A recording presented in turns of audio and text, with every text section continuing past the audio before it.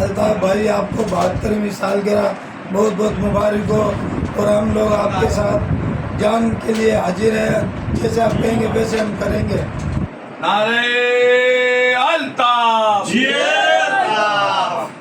दीवाने किसके भाई के, दीवाने किसके भाई के, परवाने किसके भाई के, हम बाजू किसके भाई के, हम साथी किसके भाई के, दीवाने किसके भाई के, ये शहर किसका भाई का, ये गलियां किसकी भाई की, ये शहर किसका भाई का, हम साथी किसके भाई के, दीवाने किसके भाई के, मस्ताने किसके भाई।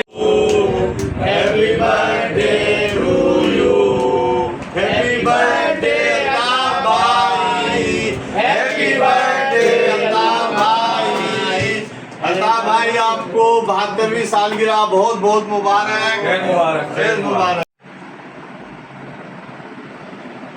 बानी वकाई जनाब अल्ताफ हुसैन भाई की 72वीं सालगिरह के मौके पर सेक्टर सी के वफा परस्त साथियों ने कायदे तहरीक अल्ताफ हुसैन भाई से तजदीद वफा किया और सालगिरह की खुशी में केक काटा। हम सेक्टर सी हैदराबाद जोन के तमाम साथी कायदे तहरीक अल्ताफ हुसैन भाई को यकीन दिलाते हैं कि कायदे तहरीक अल्ताफ हुसैन भाई के साथ हम कल भी थे, आज भी हैं और हमेशा रहेंगे इंशाअल्लाह।